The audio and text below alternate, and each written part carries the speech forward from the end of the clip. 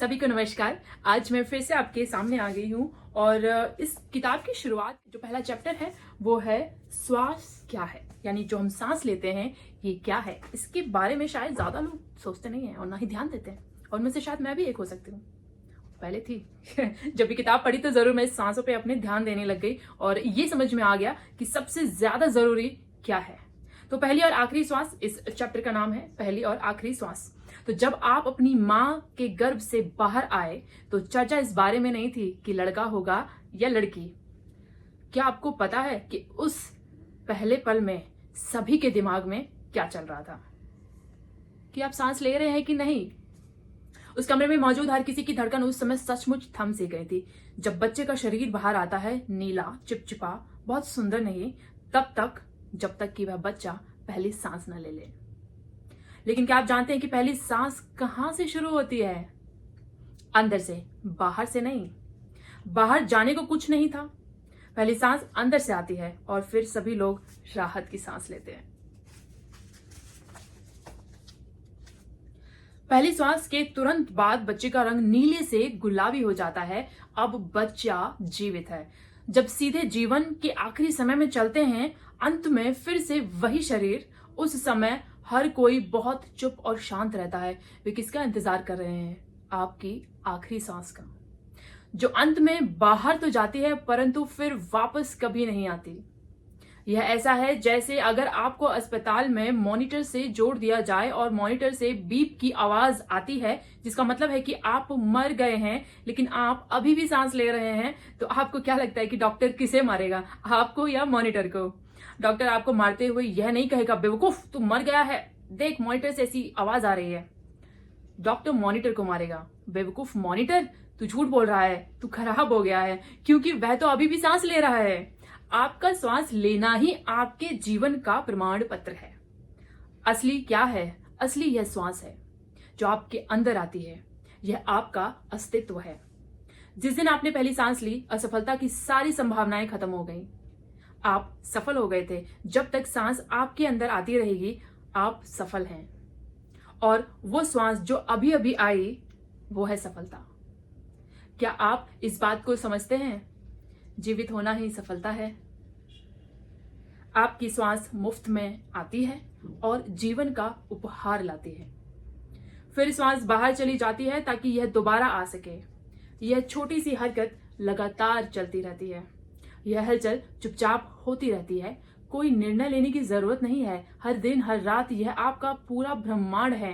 श्वास के आने और जाने के बीच में ही आपका संपूर्ण ब्रह्मांड है।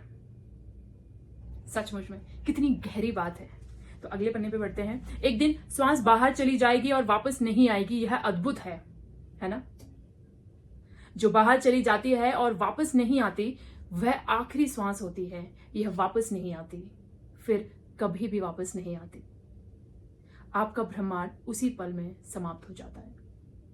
बहुत से लोगों के लिए मौत को चुनौती देना रोमांचकारी होता है। दरअसल जब भी आप सांस लेते हैं आप मौत को चुनौती देते हैं।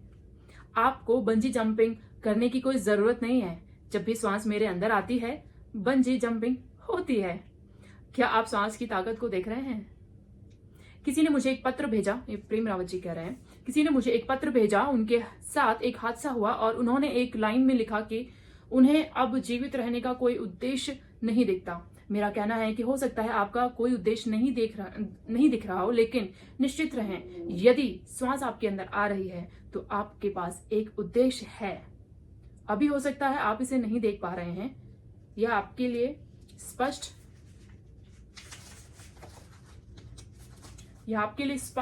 या अस्पष्ट हो सकता है, लेकिन अगर श्वास आपके अंदर आ रही है तो आपके पास एक उद्देश्य है।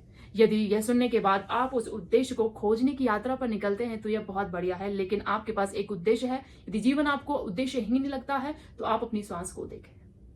मृत्यु बहुत शक्तिशाली है। यह किसी को नहीं छोड़ती, ग्रहों को भी नहीं, सूर्य को भी नहीं, सौर मंडल को भी नहीं, आकाश गंगा को भी नहीं। क्या आप जानते हैं कि मृत्यु को आपसे दूर रखने वाली एकमात्र चीज आपकी श्वास है? क्या आपको इसका अंदाजा है कि यह कितनी शक्तिशाली है, साथ ही यह कितनी नाजुक भी है? इसकी ताकत क्या है? यह मौत को दूर रखती है। जब तक श्वास आ रही है तब तक मौत नहीं आ सकती। और जब यह रुक जाती है तो इससे कोई फर्क नहीं पड़ता कि आपने अपने जीवन में क्या हासिल किया। आपके पास कितना पैसा है, आपके कितने दोस्त हैं, आपके साथ कितने समर्थ लोगों को, आप कितने समर्थ लोगों को जानते हैं, आप कितने ताकतवर हैं, इससे कोई फर्क नहीं पड़ता। हम श्वास पर ध्यान ही नहीं देते। हम इसे जीवन में एक प्रमुख हिस्से के रूप में तब तक नहीं देखते जब तक इसके खत्म होने का समय नहीं आता। उसके बाद श्वास ही हमारे लिए सब कुछ बन जाती है। आपके पास वह सब कुछ हो सकता है जो आप चाहते थे, बल्कि उससे भी ज्यादा। फिर भी अगर ये हवा जो हर जगह है श्वास के रूप में आपके अंदर नहीं आएगी तो आप खत्म हो जाएंगे। फिर कुछ भी नहीं रहेगा, कुछ भी नहीं। आपके जीवन का सुरक्षा कवच श्वास से बना हुआ है। जब आपके बोलने की शक्ति भी चली जाती है तो श्वास ही एकमात्र ऐसी चीज है जो आपके अंदर गूंजती रहती है, और जब यह खत्म हो जाती है तो यह आखिरी चीज होगी जिसे आप जानते हैं। थोड़ी सी हवा आपके अंदर आती है, आपके लिए कुछ लाती है, फिर चली जाती है, आपके लिए कुछ लाती है, फिर चली जाती है। बार बार यही होता है। आपका जीवन कैसे शुरू हुआ? जब पहली श्वास अंदर आई। आपका जीवन कैसे खत्म होगा? आखिरी श्वास जब बाहर जाएगी। और इसके अंदर आने और बाहर जाने के बीच एक कहानी है।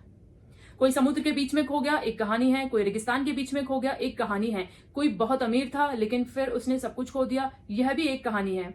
एक बेघर व्यक्ति ने लॉटरी जीती, यह भी एक कहानी है। लेकिन असली कहानी तो वह है जो श्वास के अंदर आने और बाहर जाने के बीच की है। यह एक अद्भुत कहानी है और यह आपकी कहानी है।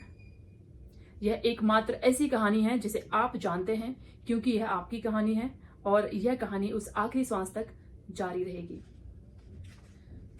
क्योंकि आप जीवित हैं इसलिए आपको ये सांसें मिल रही हैं। अगर यह सांस रुक गई तो आप जीवित नहीं रहेंगे। आपके साथ यह व्यवहार किया जाएगा, इन्हें बाहर निकालो, अपने ही घर से बाहर निकाल दिया जाएगा।